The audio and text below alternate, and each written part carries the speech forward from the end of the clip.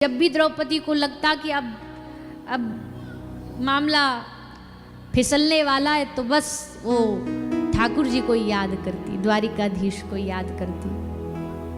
महर्षि दुर्वासा आगे फौज लेकर के भोजन पाने के लिए, जब अज्ञातवास में, जब वनवास में गए थे, पूरी फौज संतों की, और वो भी दुर्योधन ने ही भेजा था कि इनको भेजो जा करके, इतनी सारी फौज संतों की जाएगी, उन पांडवों के पास तो एक अन्न का दाना नहीं, इनको क्या खिलाएंगे, साधु भूखा जाएगा, श्राप दे देगा, और दुर्वासा ऋषि का श्राप तो जगत प्रसिद्ध है,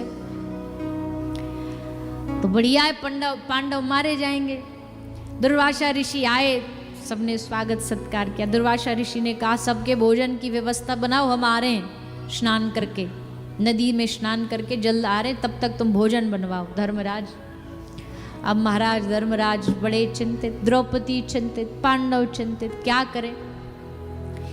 एक अक्षय पात्र था द्रौपदी के पास, पर उसका भी क्या वरदान क्या था कि अंत में द्रौपदी खा लेगी, उसके बाद उसको स्वच्छ करके रख दे तो उसमें भी अन्न न आता। द्रौपदी भोजन करके साफ करके रख के रसोई में चली गई। अब कौन क्या करे।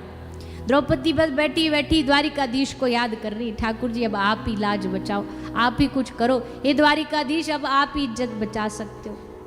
बस इतना पुकार ही रही है कि इतने में तो रथ लेके पहुंच गए दरवाजे पर। रथ लेके दरवाजे पर आए, सखी कृष्णा देख मैं आ गया। बड़ी प्रसन्न द्रौपदी, वाह प्रभु, बड़ी चिंता में हूँ, क्या करूँ। अब दुख ये नहीं है कि श्राप लग जाएगा, दुख ये है कि इस कुटिया से, इस घर से साधु भूखा जाएगा, इससे बड़ा और क्या अपराध होगा। तो अब प्रभु आप ही को, ठाकुर जी बोले है ना तेरे पास अक्षय पात्र, ले ले उसको। बोले वो तो हमने धो के रख दिया। ठाकुर जी बोले ऐसा हो नहीं सकता, कुछ तो बाकी होगा उसमें। बोली नहीं, हमने बड़ा बढ़िया से मांजती हूँ मैं, एक एक दाना साफ करके सब स्वच्छ कर देती हूँ, कोई चिकनाई भी नहीं बचती। ठाकुर जी बोले अरे निकाल तो देख, तो जब हम कह रहे हैं तो एक बार निकाल के तो देख। निकाला तो उस गड़े में, पात्र में इतना सा एक चावल का दाना चिपका था। बोले है ना। बोले इससे क्या होगा। ठाकुर जी बोले कुछ भी हो ना हो, हमारी भूख तो मिटी जाएगी। और लेके वो एक चावल का दाना मुख में ठाकुर जी ने डाला और एकदम जैसे तृप्त हो गए। ठाकुर जी का पूरा भूख मिट गई। और भगवान की भूख मिटी नहीं कि प्रभु के उदर में ही सारा ब्रह्मांड है, प्रभु के उदर में ही दुर्वासा ऋषि हैं, प्रभु के उदर में ही सारे संत महापुरुष हैं।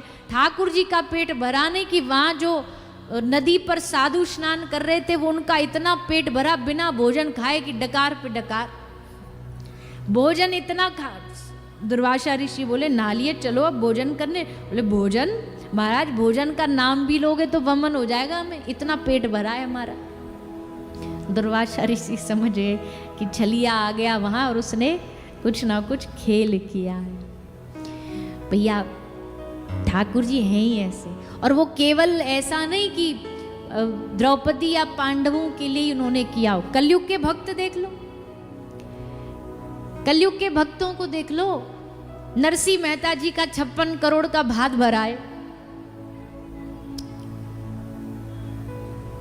असंभव को संभव कर दिया कि जिसके जीवन की डोर ठाकुर जी ने संभाली हो, जिसका स्वामी, जिसका मालिक भगवान हो साक्षात, उसके जीवन में असंभव कुछ भी नहीं, कुछ भी असंभव नहीं है। क्योंकि जो चीज असंभव थी महाभारत में भगवान ने उसको संभव करके दिखा दिया। महाभारत की एक ये शिक्षा है। एक महाभारत की शिक्षा क्या है, आप भले ही कितने बलवान हो, कितने शक्तिवान हो, लेकिन अगर आप अधर्म का साथ दोगे तो आपका नाश होगा। उसका उदाहरण पितामह भीष्म, उनसे बड़ा बलवान कोई हो सकता है, लेकिन अंत में बाणों की सैया पर लेट के प्राण त्यागने पड़े। इसलिए अधर्म का साथ दोगे तो उसका अंत जो है वो विनाश होगा। सब शक्ति, सब शस्त्र विफल हो जाएंगे, सब असफल हो जाएंगे। इसलिए भगवान धर्म के साथ खड़े रहे, भगवान धर्मराज युधिष्ठिर के साथ खड़े रहे। तीसरा महाभारत और क्या शिक्षा देती है, एक शिक्षा महाभारत ये भी देती है कि भैया कभी भी ऐसा वचन न दो कि जिससे तुमको अधर्मियों का संग देना पड़े।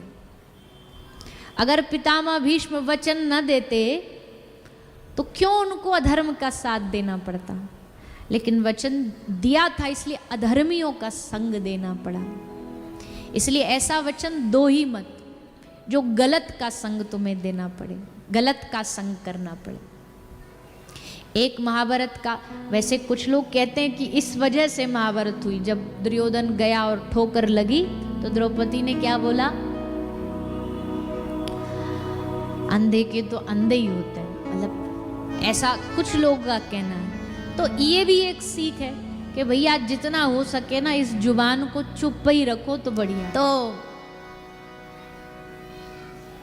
एक शिक्षा ये भी है महाभारत की कि भैया कम बोलो, बोलोगे ना तो बड़ी सारी दुविधाओं से बचे रहोगे, क्योंकि जुबान का भरोसा नहीं है। ये कब कौन सा बीज बो डाले इसका कोई भरोसा नहीं है, कब कहाँ कौन सा षड्यंत्र रच डाले भरोसा नहीं। इसलिए जितनी चुप रहेगी जुबान उतनी बढ़िया है, उतना बेहतर है। कभी कभी कई जवाब हम नहीं देते, उसका जवाब भगवान देते, तो इसलिए जीव उस समय चुप ही रहे तो बढ़िया है। जवाब होता है, ऐसा नहीं कि नहीं होता, पर उस समय चुप ही रहे और भगवान से बोले प्रभु आप देखो, आपकी दृष्टि, आपके नज़रिए में आपको लगता उत्तर देना तो आप दीजिए, किसी न किसी रूप में वो जरूर देगा। तो एक शिक्षा ये भी है। और सबसे बड़ी भैया सीख तो महाभारत सिखाती है कि बस दोनों हाथ उठा करके ठाकुर जी को समर्पित हो जाओ।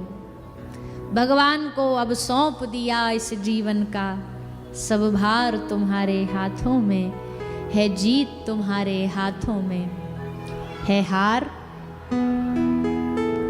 हार में भी मजा है, हार का भी अपना मजा है, पर शर्त है उस हार में संग में भगवान होने चाहिए, तब हार का मजा है, तब हार का आनंद है।